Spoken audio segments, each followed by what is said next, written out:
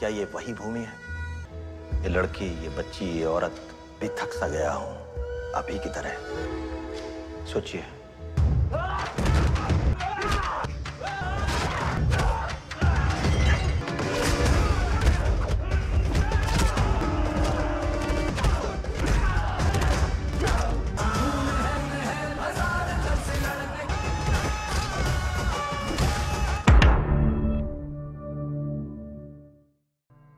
Film diawali dengan memperlihatkan seorang istri bernama Nargis yang masih terbayang-bayang dengan masa lalunya yang menyedihkan. Di mana saat di Noman dulu, Nargis menjadi korban perdigingin manusia, sehingga psikologisnya terus tertekan sampai saat ini. Di sana terlihat juga suami Nargis yang bernama Samir yang mencoba menghiburnya dengan sebuah hadiah ulang tahun pernikahannya. Namun sayangnya Nargis belum bisa tersenyum sama sekali karena ia masih sangat trauma dengan apa yang pernah terjadi kepadanya.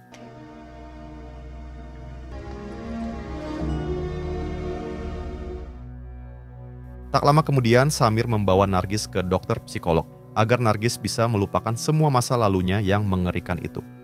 Di sini Nargis mengatakan kalau dirinya sudah tak pantas menjadi istri Samir, mengingat kalau miliknya sudah oleh banyak pria ketika di Noman.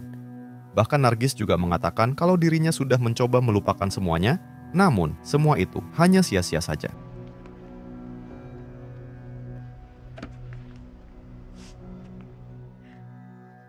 Pada malam harinya, Samir pun beribadah ke masjid, dan ia berdoa agar Tuhan memberikan yang terbaik untuk Nargis. Lalu keesokan harinya, Samir kembali mendatangi sang psikolog, dan mengatakan kalau dirinya menginginkan Nargis untuk hamil. Di mana maksud dari Samir ini agar Nargis bisa fokus dengan kehamilannya, sehingga masa lalu yang menyeramkan itu bisa ia lupakan. Namun di sini, sang psikolog itu dengan tegas melarang Samir, dan mengatakan kalau orang yang sedang depresi sangat tidak disarankan untuk hamil. Pada suatu hari, Samir melayat ke salah satu rumah temannya yang sedang berduka, dan ternyata saat ini kakak temannya itu telah meninggal bersama keluarganya akibat kecelakaan. Di sini Samir melihat seorang anak kecil bernama Nandini yang sedang bersedih, sehingga membuat Samir begitu tersentuh karena kedua orang tuanya baru saja meninggal. Lalu ketika akan pulang, si teman bercerita kepada Samir kalau dirinya tidak sanggup mengasuh Nandini, mengingat ia sendiri memiliki pekerjaan di luar kota. Sementara Samir yang kebetulan sangat ingin mempunyai anak, ia pun mengatakan kalau Samir dan Nargis bersedia mengasuh Nandini sampai si teman menyelesaikan pekerjaannya.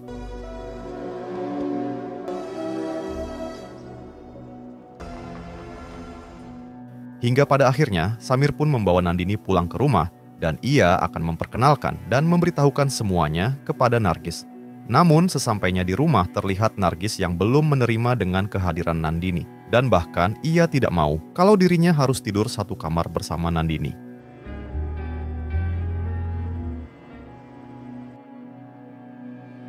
Hari demi hari pun berlalu dan terlihat Nargis yang masih cuek dengan Nandini.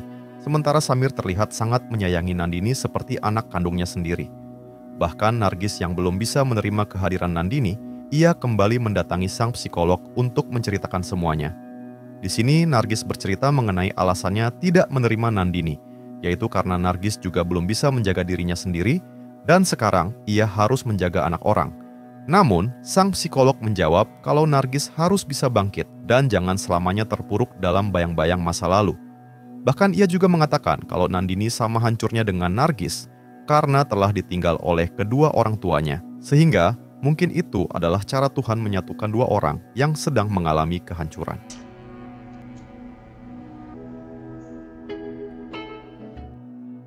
Keesokan harinya, Nargis mulai mencoba bersikap ramah kepada Nandini dan Nargis juga mengizinkannya untuk bermain. Namun, ketika Nargis sedang sendiri, tiba-tiba terdengar Nandini yang memanggil namanya dan ternyata saat itu Nandini diserang oleh dogi tetangganya yang membuat kaki dan tangan Nandini terluka. Hingga karena itu kini Nargis pun dengan cepat membawa Nandini ke rumah sakit dan tidak lain agar segera mendapat pengobatan dokter.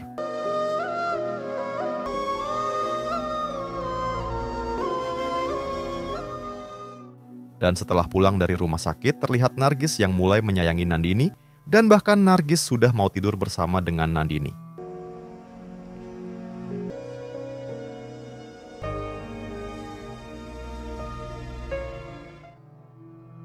Pada suatu hari Samir mengatakan kepada Nargis kalau sekarang temannya sudah menyelesaikan pekerjaannya dan akan mengambil kembali Nandini. Nargis yang mendengar itu seketika saja ia sangat bersedih, karena baru saja ia merasakan menjadi seorang ibu, namun kini harus sudah berakhir. Lalu karena itu Nargis juga meminta Samir agar mengatakan kepada temannya kalau mereka akan mengadopsi Nandini untuk selamanya. Mendengar itu Samir pun menanyakan secara langsung kepada Nandini, apakah Nandini mau menjadi anak mereka dan tinggal selamanya di sini. Sementara Nandini yang memang sudah nyaman dengan Samir dan Nargis, ia menjawab kalau ia sangat bersedia menjadi anak mereka.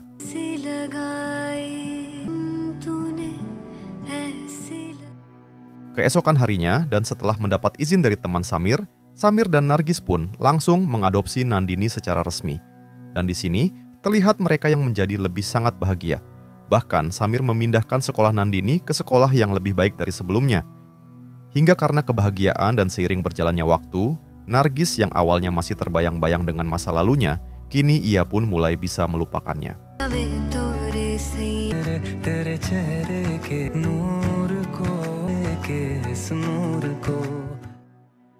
Pada suatu hari ketika Nandini pulang dari sekolah, terlihat ia dan seorang gadis SMA bernama Shema sedang membeli es krim.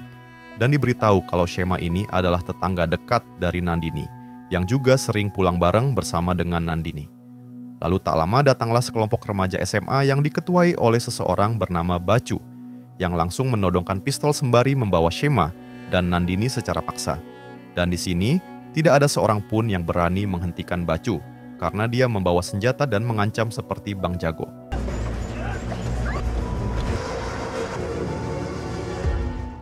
Diberitahu kalau alasan Bacu menculik Shema ini karena dia sangat kesal akibat cintanya yang tak pernah diterima oleh Shema. Dan teman Bacu juga terpaksa harus membawa Nandini karena tadi Nandini terus saja berteriak. Lalu di sini Shema memohon agar ia dan Nandini untuk dilepaskan. Namun Bacu tidak sedikit pun menggubris permintaannya.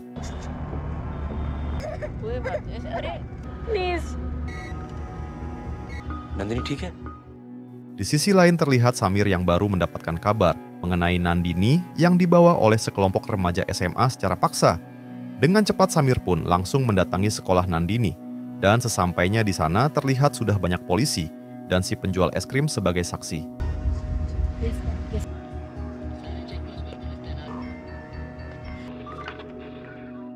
Kemudian Samir dan kakak Shema yang bernama Raju, mereka langsung dipanggil polisi dan tidak lain untuk dimintai keterangan. Di sini Samir meminta polisi itu agar bertindak dengan cepat. Apalagi sudah ada saksi mata si penjual es krim yang bersaksi kalau penculiknya adalah pelajar dan membawa mobil van berwarna biru. Namun karena Samir terus mendesak membuat polisi itu menjadi marah, sehingga ia langsung mengusir Samir untuk segera pergi dari sana.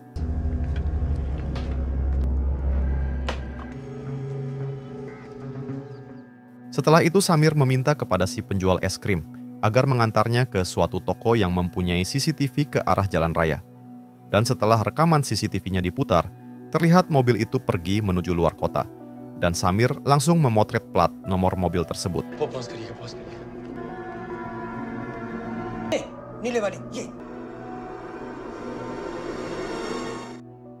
Kemudian adegan berpindah ke si polisi yang sedang bersama atasannya. Dan ternyata si polisi dan atasannya sudah mengetahui kalau Baculah pelaku penculikan itu. Bahkan di sini si polisi dan atasannya bukan langsung menangkap Bacu, tetapi mereka malah mendatangi seorang nenek dari Bacu untuk mengabarinya. Dan diberitahu kalau nenek Bacu ini bernama Sheila dan ia adalah orang yang sangat berpengaruh dan berasal dari kasta tinggi, sehingga para mafia ataupun polisi semuanya tunduk kepadanya.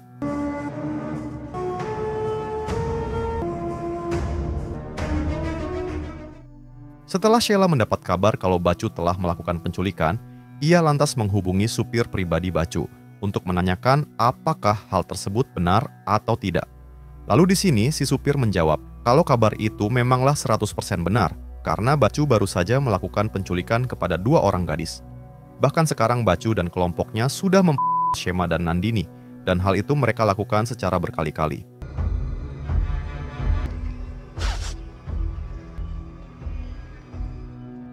Mendengar hal tersebut, Sheila malah memanggil anak buahnya yang merupakan seorang ketua gangster yang paling ditakuti di wilayah itu.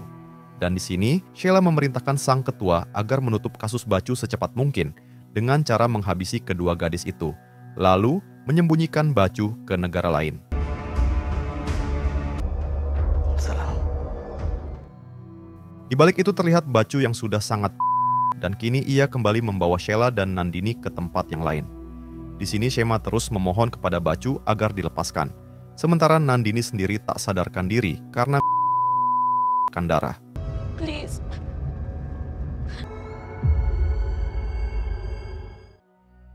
Kemudian pada malam harinya kembali kepada Samir dan si tukang es krim yang baru menemukan mobil Bacu yang sudah dalam keadaan terbakar. Di sini Samir pun lantas berteriak untuk meminta tolong, sehingga warga sekitar langsung berdatangan untuk membantu memadamkan api itu. Namun setelah api itu memadam, Shema dan Nandini tidak berada di dalam mobil tersebut, sehingga Samir dan warga berusaha mencarinya di sekitar lokasi di sana. Sementara di sisi lain, Bacu dan kelompoknya ternyata sudah dibawa oleh si ketua gangster yang tidak lain adalah suruhan Sheila.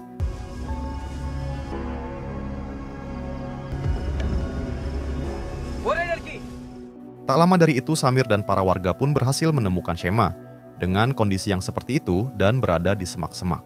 Di sini, Samir yang menyadari kalau Shema masih hidup, ia langsung meminta sebagian warga untuk segera membawanya ke rumah sakit. Sementara dirinya dan warga yang lainnya, mereka akan melanjutkan untuk mencari Nandini.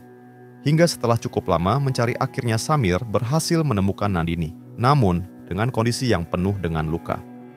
Dan dengan perasaan yang sangat hancur, Samir langsung membawa Nandini ke rumah sakit dan berharap agar putrinya itu bisa diselamatkan.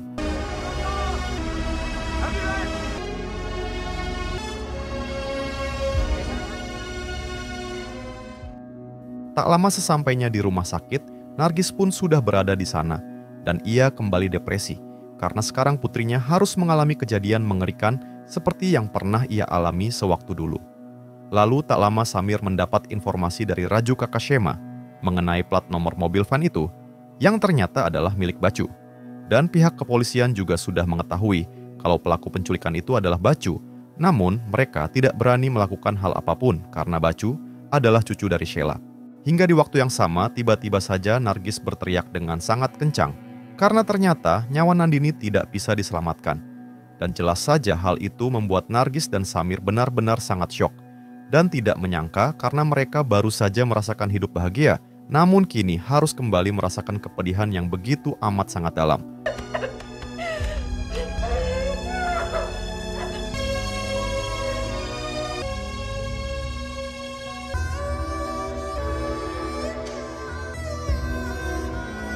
तो मैं भी थक सा गया हूं, नम्र नहीं हो सकता हूं मैं, जैसे राम रावण से लड़े थे।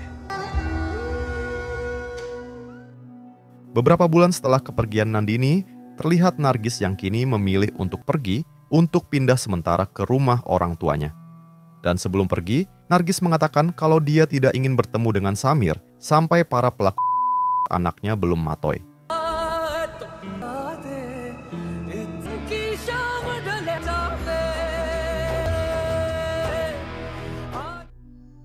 Tak lama setelah Nargis pergi, Samir langsung mendatangi kantor polisi untuk menanyakan kasus penculikan anaknya yang padahal sudah jelas Baculah pelakunya. Diberitahu kalau sampai saat ini Bacu dan kelompoknya belum juga ditemukan karena ternyata polisi memang sengaja membiarkan kasus ini berlalu. Namun di sini, polisi itu beralasan kalau 1 minggu sebelum kejadian mobil Bacu dicuri orang, sehingga saat ini kepolisian tidak bisa asal menangkap Bacu. Lalu Samir kembali mengatakan kalau saat penculikan ada saksi mata, yaitu si tukang es krim yang pasti akan mudah mengidentifikasi apakah Bacu atau bukan pelakunya. Namun polisi itu kembali menjawab dengan mengatakan kalau ternyata si tukang es krim tiba-tiba menghilang sejak 1 bulan terakhir.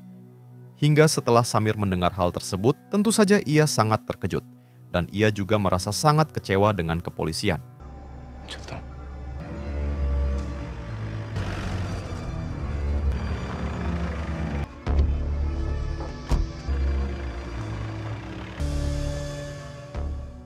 Pada malam harinya Samir yang sudah sangat muak dengan polisi tadi, ia pun nekat mendatangi rumah si polisi lalu menyerangnya. Di sini si polisi yang ketakutan akhirnya dia mengatakan kalau si tukang es krim telah dihabisi oleh anak buahnya atas perintah Sheila neneknya Bacu. Bahkan polisi itu juga memberi saran agar Samir melupakan saja kasus ini, mengingat Nandini sendiri hanyalah anak angkat Samir saja. Sementara Samir yang mendengar hal tersebut tentu saja emosinya semakin memuncak, sehingga ia akan memindah alamkan polisi itu. Namun ketika akan melakukan itu, tiba-tiba datang para polisi lainnya yang balik menyerang Samir hingga membuatnya tak berdaya.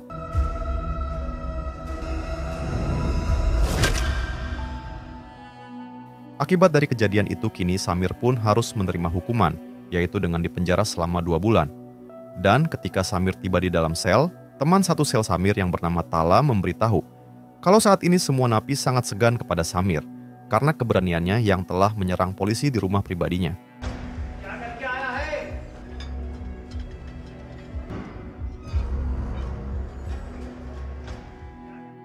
Kemudian adegan berpindah ke Sheila yang memerintah si ketua gangster untuk menghabisi Samir yang saat ini di dalam penjara.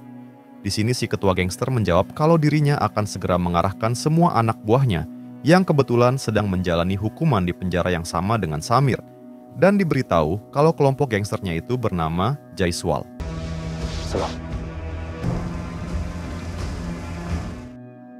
Kemudian adegan kembali ke penjara dan terlihat Tala yang memberi pisau kepada Samir sambil mengatakan kalau sekarang geng Jaiswal yang ada di sini menginginkan Samir tewas.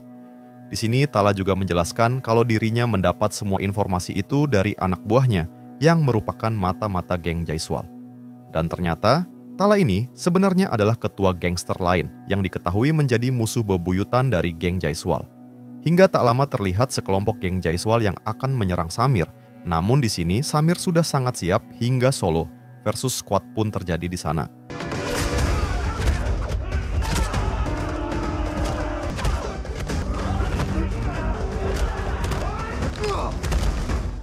Di tengah pertarungan terlihat Tala dan juga para anak buahnya yang memutuskan untuk ikut membantu Samir menyerang geng Jaiswal.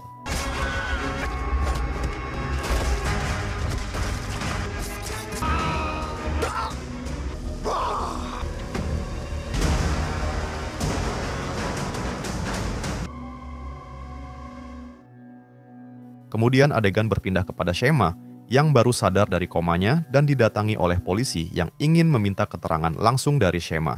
Sebab polisi setempat selalu berbelit-belit ketika diminta keterangan. Lalu di sini Shema mengatakan kalau pelaku beranggotakan 4 orang, yaitu Bacu, Sardul, Abhinav, dan supir pribadi Bacu. Sementara di penjara memperlihatkan Samir yang kini hukumannya sudah berakhir, dan itu artinya kini kasus penculikan dan pembinihan putrinya itu sudah berjalan selama 3 bulan, namun Bacu dan kelompoknya belum juga ditangkap. Hingga ketika akan pergi dari sana, terlihat Tala yang memberitahu Samir mengenai di mana markas ketua geng Jaiswal yang merupakan antek-anteknya dari Sheila. Bahkan Tala juga meminta Samir agar mendatangi keluarganya dan mengatakan kalau mereka pasti akan membantu Samir untuk memburu semua orang yang terlibat dalam kasus penculikan anaknya.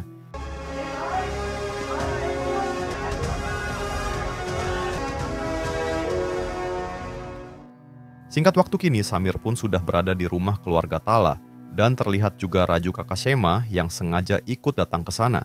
Dan karena sekarang musuh mereka sama, yaitu geng Jaiswal, tanpa menunggu lama lagi mereka pun langsung menyerang kelompok itu di markasnya.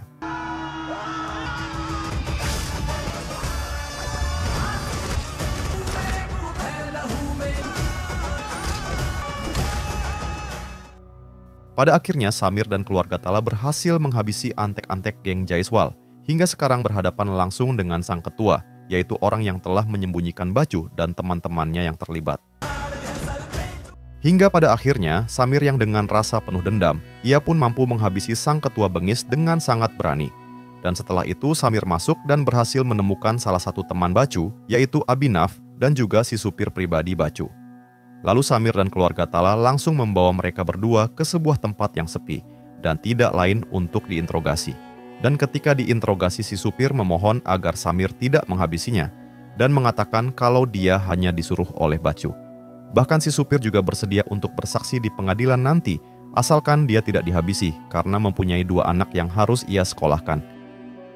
Samir yang mendengar itu, ia pun lantas bertanya mengenai siapakah dari mereka yang telah Nandini dan juga Shema. Lalu di sini si supir menjawab kalau yang Shema adalah Bacu dan Sardul, sementara yang Nandini sampai membuatnya tewas adalah Abhinav, yaitu orang yang saat ini ada di hadapan Samir. Dan jelas saja hal tersebut membuat emosi Samir menjadi lebih memuncak, sehingga tanpa ragu inilah yang dilakukan oleh Samir.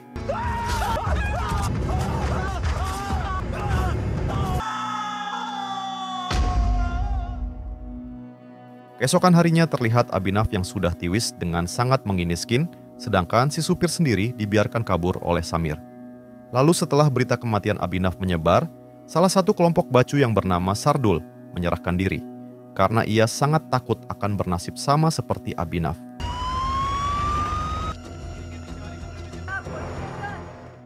Tak lama kemudian terlihat si petinggi polisi yang mendatangi rumah Sheila, dan kedatangannya ini tidak lain untuk mencari Bacu. Namun sayangnya saat itu mereka tidak menemukan Bacu, karena ternyata Bacu sendiri sudah dibawa ke Mesir oleh ayahnya. इसी कारण तो भेजे तुमका बाहर 2 साल का सजा हुआ था। Pada malam harinya, petinggi polisi itu lanjut mendatangi Samir untuk memberitahukan kalau Bacu sekarang berada di Mesir. Dan diberitahu juga kalau Bacu dan ayahnya sekarang dilindungi oleh salah satu gangster bernama Scorpion yang ada di Mesir. Di sini, petinggi polisi itu juga mengatakan jika Samir ingin mengejar Bacu ke Mesir, maka sangat disarankan untuk segera berangkat sekarang juga. Karena jika mengandalkan pihak kepolisian, maka pasti akan butuh waktu yang cukup lama. Hingga setelah mendengar itu dan tanpa menunggu banyak waktu lagi, Samir pun malam itu juga langsung mempersiapkan diri untuk pergi ke Mesir. Kemudian terlihat Nargis yang tiba-tiba mendatangi Samir, lalu memohon kepadanya agar tidak pergi ke Mesir karena Nargis tidak ingin kehilangan Samir. Namun Samir yang memang sudah terlanjur murka kepada Bacu, dengan terpaksa ia pun mengabaikan Nargis dan tetap akan berangkat ke Mesir.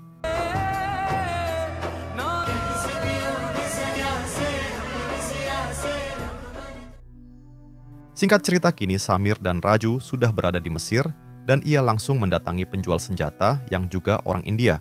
Lalu Samir juga bertanya mengenai di mana markas gangster Scorpion yang merupakan kelompok gangster yang sekarang melindungi Bacu.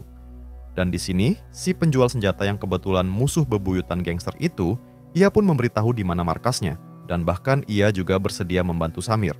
Hingga di keesokan harinya terlihat Samir Raju dan juga si penjual senjata yang mendatangi markas geng Scorpion, dan mereka pun langsung menyerangnya.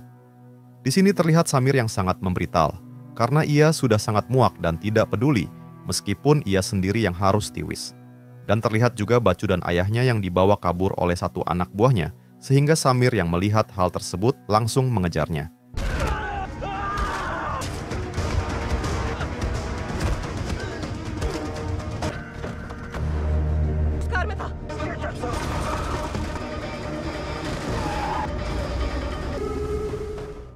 Pada akhirnya, mobil Bacu pun harus terguling, dan ia langsung disaksa habis-habisan oleh Samir yang amat sangat berani.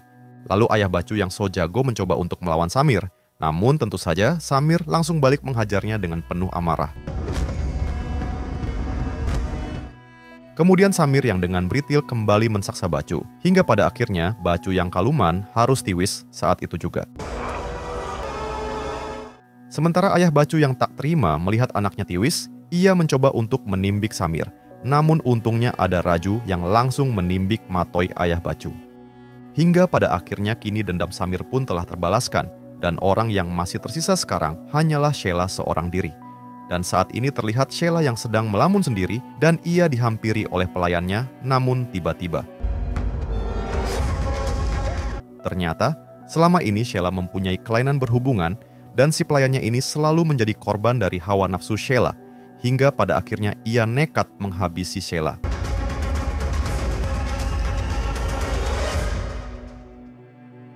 Beberapa hari setelah itu terlihat Samir dan Nargis yang sedang bersama, dan kini mereka sudah bisa bernafas lega, karena semua dendamnya kini sudah terbalaskan.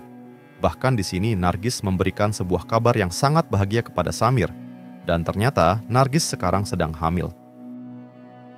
Dan di akhir film memperlihatkan semua warga yang menunjuk Samir untuk menjadi ketua geng terbaik, yaitu melindungi desa dan semua warga di sana. Lalu, film pun tamat.